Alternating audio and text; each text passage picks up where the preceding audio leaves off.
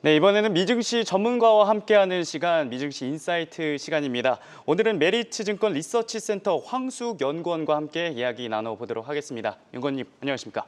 안녕하십니까. 네.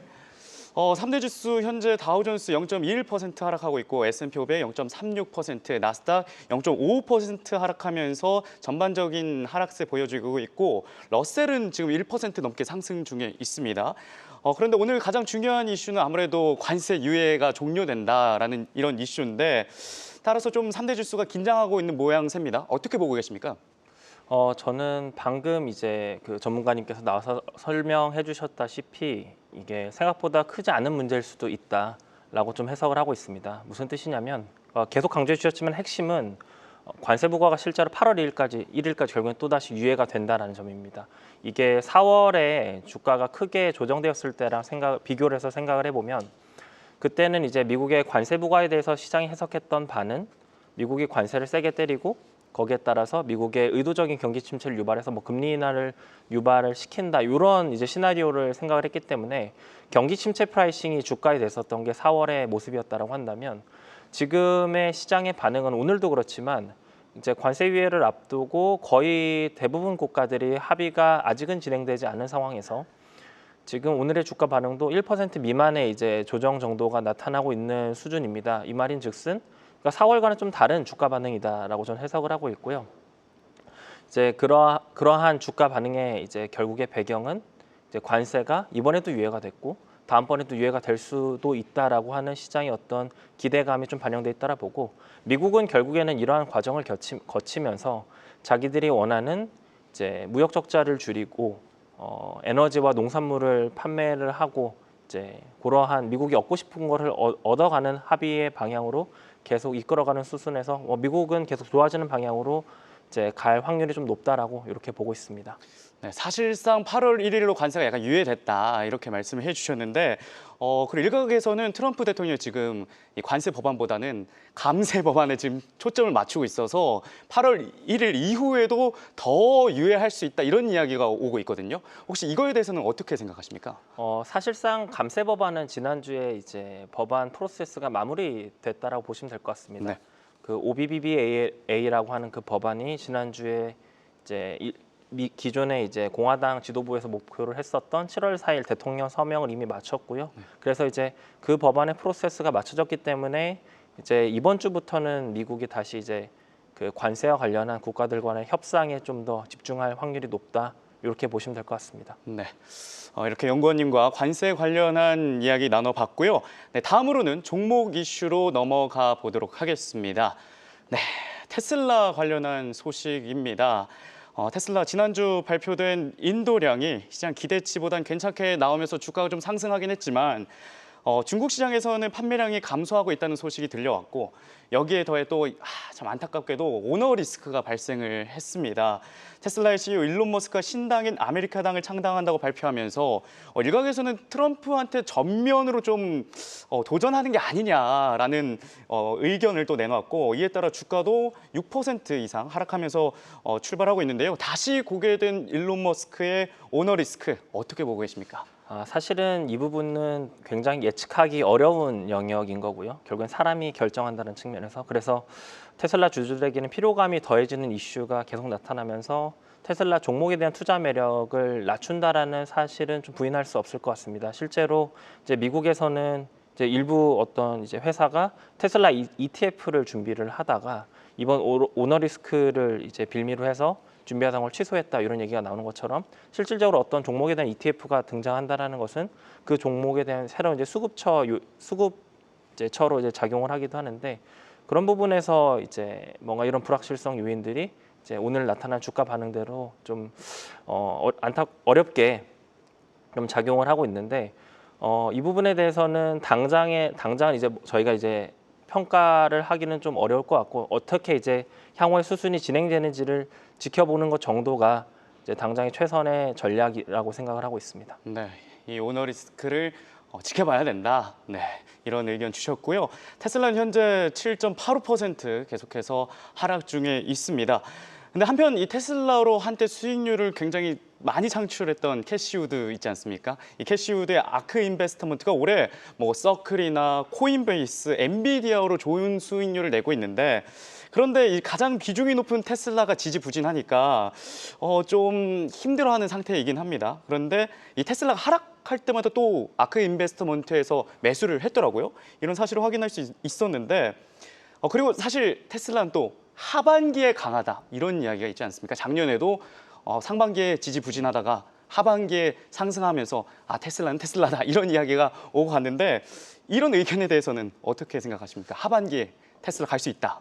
네. 사실은 이 정치 리스크라고 하는 건 기업의 펀더멘털과는 좀 무관할 확률이 좀 높다라고 생각을 하거든요. 뭐 일부 이제 뭐 IRA 법안에서 이제 뭐 전기차 보조금 제외되는 거 이런 부분들도 있기는 하지만 실질적으로 테슬라가 갖추고 있는 경쟁력이라고 하는 독점적인 어떤 이제 자율주행에 대한 기술력이라든가 향후에 옵티머스로 이어지는 어떤 피지컬 AI로 이어지는 이 기존의 테슬라의 청사진이 훼손되는 이슈는 아니다라고 본다라고 한다면 사실상 오너 리스크가 뭔가 다시 해소된다라고 했을 때 충분히 주가 반응 주가의 상승 여지도 남아 있다라고 봐야 되는 게 좀 맞다라고 생각을 합니다.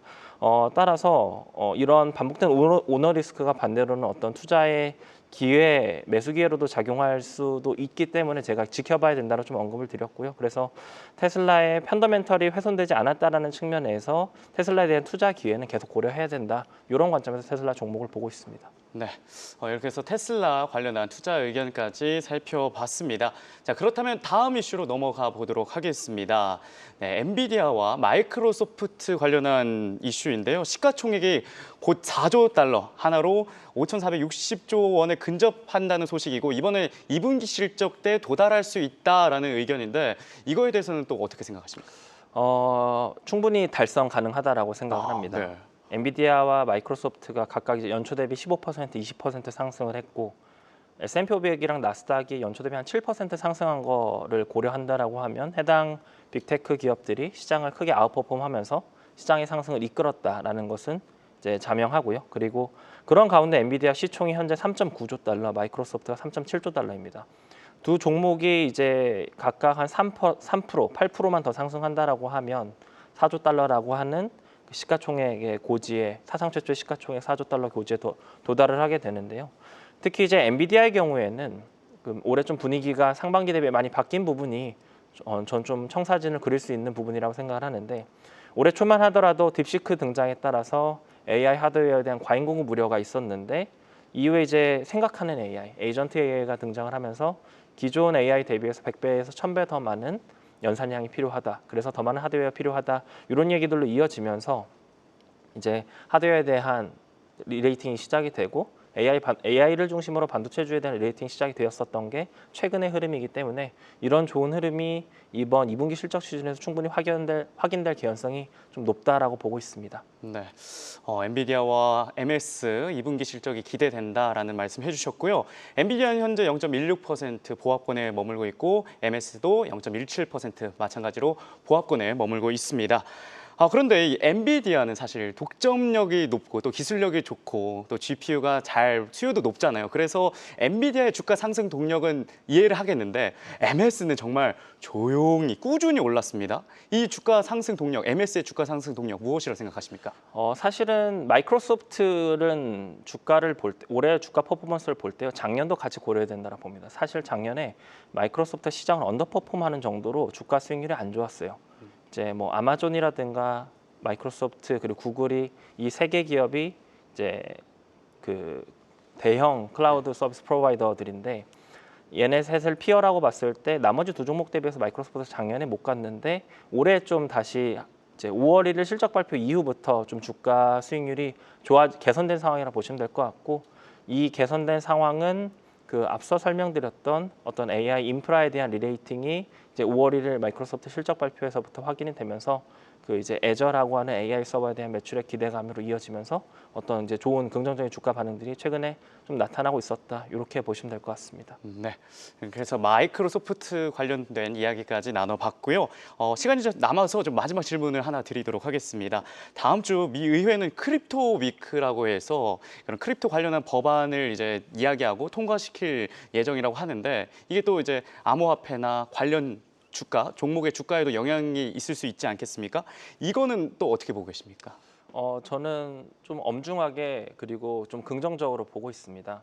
지금 제가 뭐 앞에서도 살짝 설명을 드렸던 게 지난주까지는 미국 의회와 공화당 지도부는 이제 감세와 관련한 법안을 통과시키는 데 주력을 했고 이번 주에는 관세 관련한 정책을 이제 드라이브를 걸고 있습니다. 이런 부분들이 이제 진행이 되고 나서 이제 다음 주부터인 7월 14일부터 18일까지 크립토 위크라고 해서 이 미국이 원래부터 계속 추진해 오던 이 크립토커런시나 그리고 스테이블 코인과 관련한 법안들을 재정비하는 그러한 시간을 갖겠다라는 건데요. 그래서 핵심으로 거론되는 내용들은 암호자산에 대한 규제 권한과 관련된 법안이 클리어러티 법안이랑 그리고 스테이블 코인과 관련해서 이제 명시적으로는 규제 법안이지만 실질적으로 지원 법안이라고 생각을 해야 될 지니어스 법안에 대한 어떤 프로세스입니다. 이미 이제 6월 17일 날 지니어스 법안이 상원을 통과를 했고 이번에 이 크립토 위크 하원을 중심으로 진행이 되기 때문에 하원 통과 가능성까지 배제할 수 없다라고 생각을 하고요. 결국에 여기서 말하고 싶은 핵심은 이제 미국이 세계 디지털 자산 선도국으로 자리매김하기 위한 그런 이제 청사진이 그려진 행사일 것으로 기대가 돼서 관련 주가들 뭐 코인 거래소라든가 이제 스테이블 코인 발행사들에 대해서는 조금 이제 기대를 가지고 볼 수 있지 않을까 이 정도 보고 있습니다. 네. 크립토 이슈까지 살펴봤습니다. 지금까지 메리츠 증권 리서치 센터 황숙 연구원과 함께했습니다. 도움 말씀 고맙습니다. 감사합니다.